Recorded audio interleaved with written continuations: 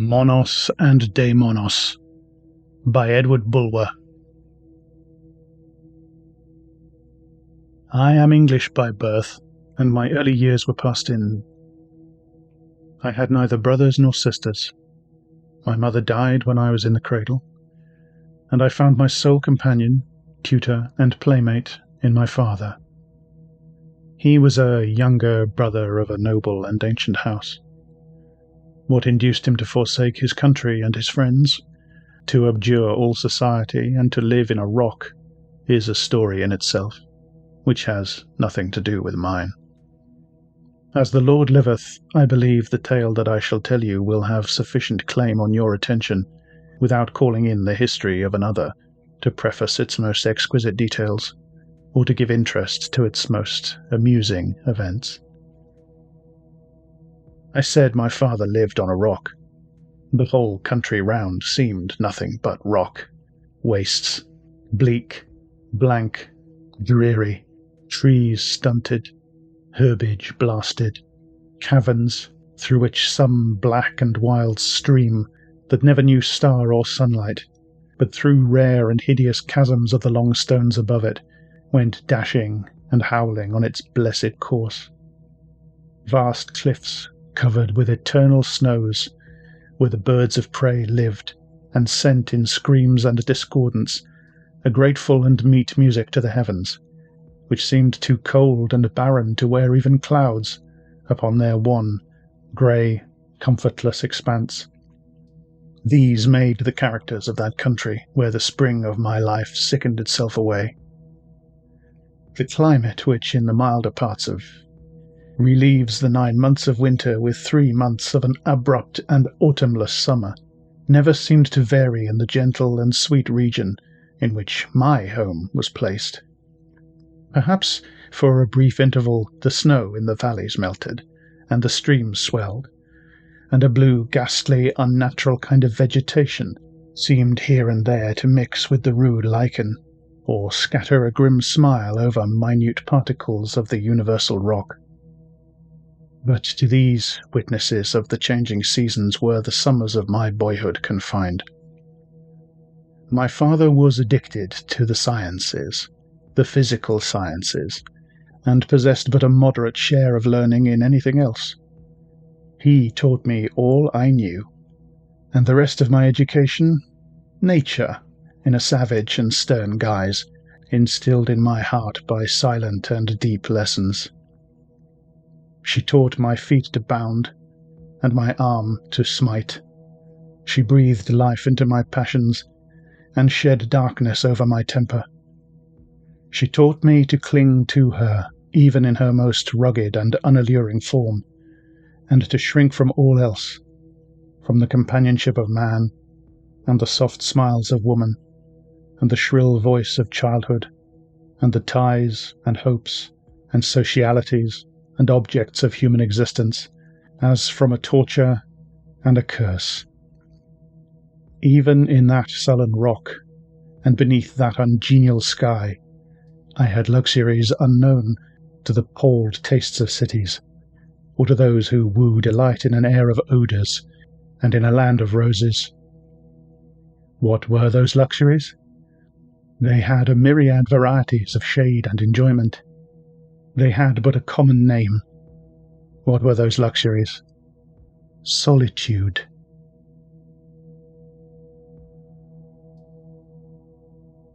My father died when I was 18.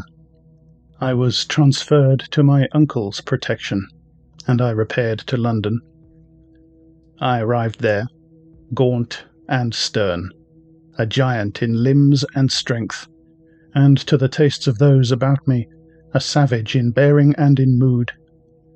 They would have laughed, but I awed them. They would have altered me, but I changed them. I threw a damp over their enjoyment, and a cloud over their meetings. Though I said little, though I sat with them, estranged and silent and passive, they seemed to wither beneath my presence.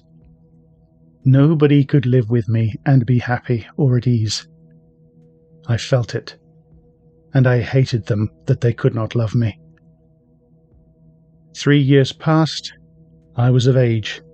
I demanded my fortune, and scorning social life and pining once more for loneliness, I resolved to journey into those unpeopled and far lands, which if any have pierced, none have returned to describe. So I took my leave of them all, cousin and aunt, and when I came to my old uncle, who had liked me less than any, I grasped his hand with so friendly a gripe that well I ween the dainty and nice member was but little inclined to its ordinary functions in future. I commenced my pilgrimage. I pierced the burning sands. I traversed the vast deserts. I came into the enormous woods of Africa, where human step never trod, nor human voice ever started the thrilling and intense solemnity that broods over the great solitudes, as it brooded over chaos before the world was. There the primeval nature springs and perishes, undisturbed and unvaried by the convulsions of the surrounding world. The leaf becomes the tree, lives through its uncounted ages, falls and moulders, and rots and vanishes, unwitnessed in its mighty and mute changes, save by the wandering lion, or the wild ostrich, or that huge serpent, 100 times more vast than the puny boa that the cold limners of Europe have painted, and whose bones the vain student has preserved as a miracle and marvel. There, too, as beneath the heavy and dense shade I couched in the scorching noon, I heard the trampling as of an army, and the crash and fall of the strong trees, and beheld through the matted boughs the behemoth pass on its terrible way, with its eyes burning as a sun, and its white teeth arched and glistening in the rabid jaw, as pillars of spar glitter in a cavern. The monster to whom only those wastes are a home, and who never, since the waters rolled off the daedal earth, has been given to human gaze and wonder, but my own. Seasons glided on, but I counted them not. They were not doled to me by the tokens of man, nor made sick to me by the changes of his base life and the evidence of his sordid labour. Seasons glided on, and my youth ripened into manhood, and manhood grew grey with the first frost of age. And then a vague and restless spirit fell upon me, and I said in my foolish heart, I will look upon the countenances of my race once more. I retraced my steps. I recrossed the wastes. I re-entered the circles. I re-entered the cities. I took again the garb of man. For I had been hitherto naked in the wilderness, and the hair had grown over me as a garment. I repaired to a seaport, and took ship for England. In the vessel there was one man, and only one, who neither avoided my companionship nor recoiled at my frown. He was an idle and curious being, full of the frivolities and egotisms and importance of them to whom towns are homes, and talk has become a mental ailment. He was one pervading, irritating, offensive tissue of little and low thoughts. The only meanness he had not was fear. It was impossible to awe, to silence, or to shun him. He sought me for ever. He was as a blister to me which no force could tear away. My soul grew faint when my eyes met him. He was to my sight as those creatures which from their very loathsomeness are fearful as well as despicable to us. I longed and yearned to strangle him when he addressed me. Often I would have laid my hand on him and hurled him into the sea to the sharks, which, lynx-eyed and eager-jawed, swam night and day around our ship. But the gaze of many was on us, and I curbed myself and turned away, and shut my eyes in very sickness. And when I opened them again, lo, he was by my side, and his sharp, quick voice grated in its prying and asking and torturing accents on my loathing and repugnant ear. One night I was roused from my sleep by the screams and oaths of men, and I hastened on deck. We had struck upon a rock. It was a ghastly but, oh, Christ, how glorious a sight! Moonlight still and calm, the sea sleeping in sapphires, and in the midst of the silent and soft repose of all things, 350 souls were to perish from the world. I sat apart and looked on, and aided not. A voice crept like an adder's hiss upon my ear. I turned and saw my tormentor. The moonlight fell on his face, and it grinned with the maudlin grin of intoxication, and his pale blue eyes glistened, and he said, "We will not part even here." My blood ran coldly through my veins, and I would have thrown him into the sea, which now came fast and fast upon us. But the moonlight was on him, and I did not dare to kill him. But I would not stay to perish with the herd, and I threw myself alone from the vessel and swam towards a rock. I saw a shark dart after me, but I shunned him, and the moment after he had plenty to sate his maw. I heard a crash, and a mingled and wild burst of anguish, and the anguish of 350 hearts that a minute afterwards were stilled. And I said, in my own heart, with a deep joy, "His voice is with the rest, and we have parted." I gained the shore, and lay down to sleep.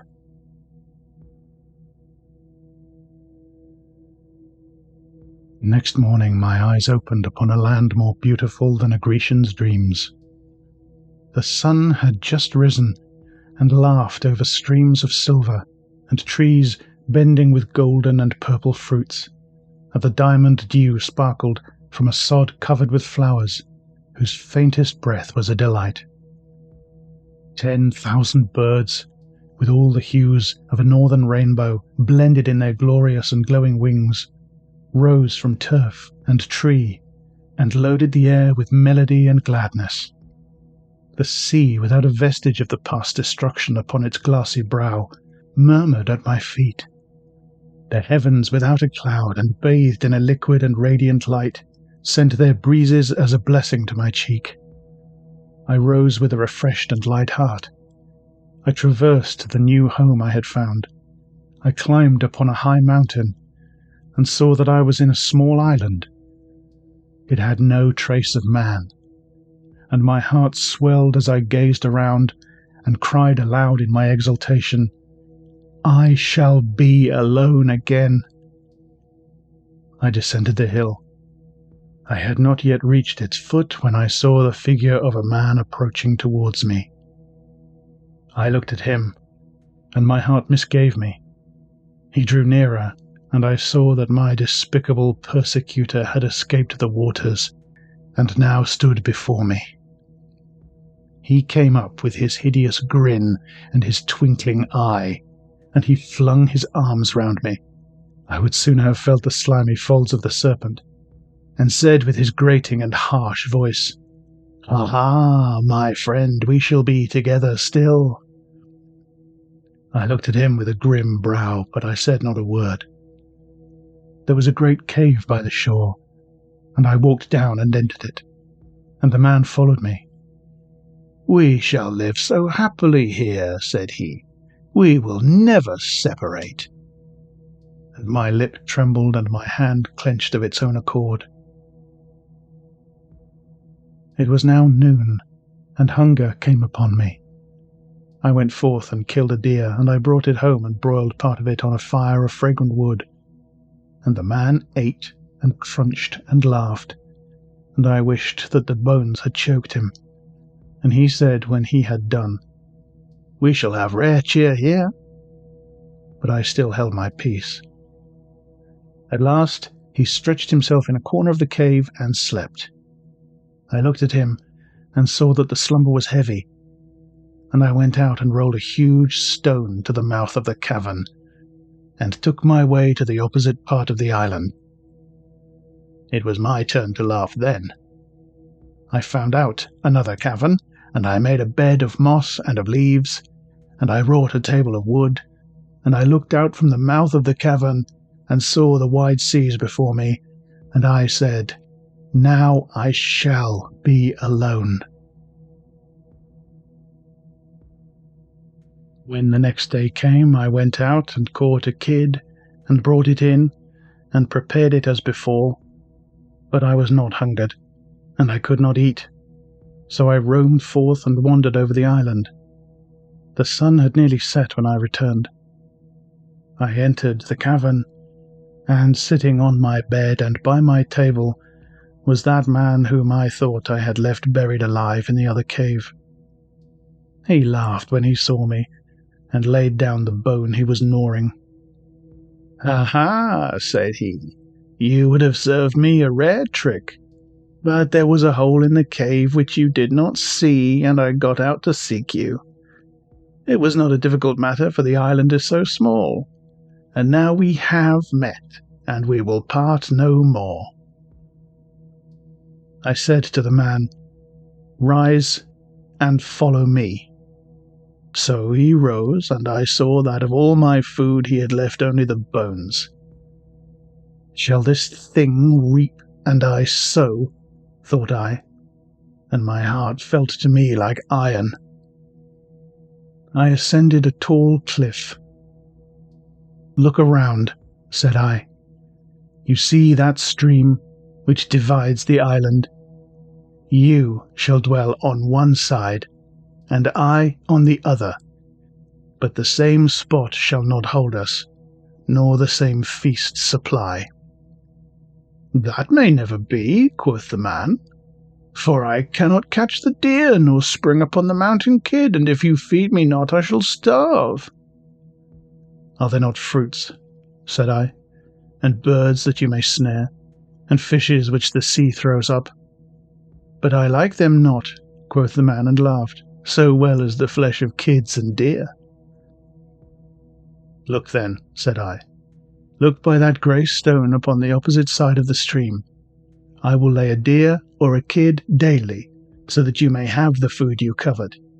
But if you ever cross the stream and come into my kingdom, so sure as the sea murmurs and the bird flies, I will kill you."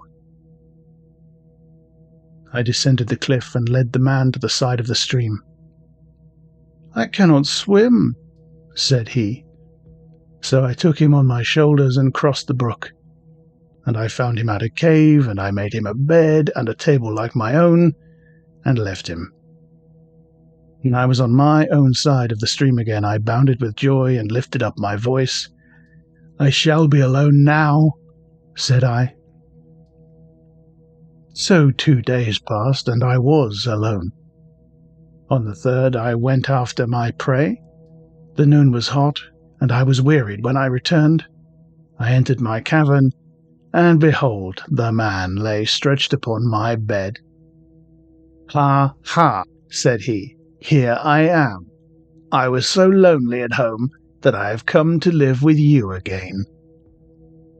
I frowned on the man with a dark brow, and I said, "So sure as the sea murmurs and the bird flies, I will kill you." I seized him in my arms, I plucked him from my bed, I took him out into the open air, and we stood together on the smooth sand and by the great sea. A fear came suddenly upon me. I was struck with the awe of the still spirit which reigns over solitude. Had 1,000 been round us, I would have slain him before them all. I feared now because we were alone in the desert with silence and God. I relaxed my hold. "Swear," I said, "never to molest me again. Swear to preserve unpassed the boundary of our several homes, and I will not kill you." "I cannot swear," answered the man. "I would sooner die than forswear the blessed human face, even though that face be my enemy's." At these words my rage returned. I dashed the man to the ground, and I put my foot upon his breast and my hand upon his neck, and he struggled for a moment and was dead. I was startled, and as I looked upon his face, I thought it seemed to revive.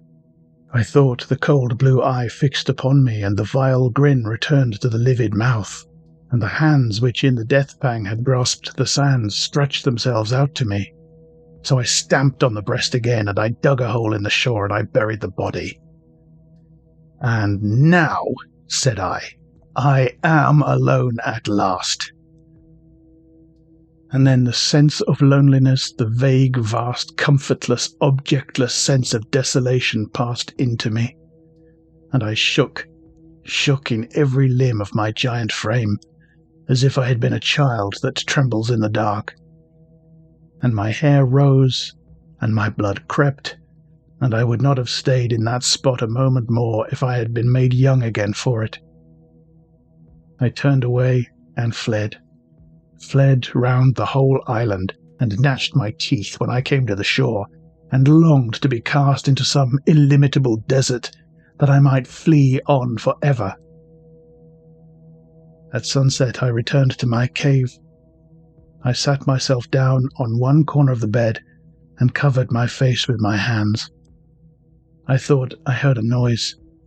I raised my eyes, and as I live, I saw on the other end of the bed the man whom I had slain and buried. There he sat, 6 feet from me, and nodded to me, and looked at me with his wan eyes, and laughed.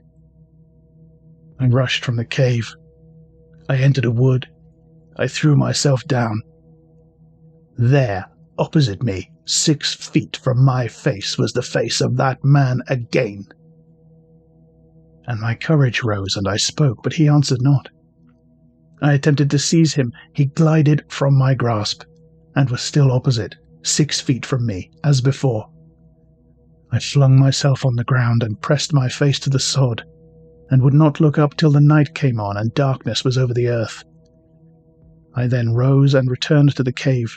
I laid down on my bed, and the man lay down by me, and I frowned and tried to seize him as before, but I could not, and I closed my eyes, and the man lay by me.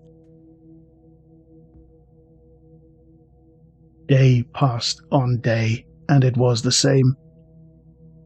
At board, at bed, at home and abroad, in my uprising and my down-sitting, by day and by night, there by my bedside, 6 feet from me and no more, was that ghastly and dead thing.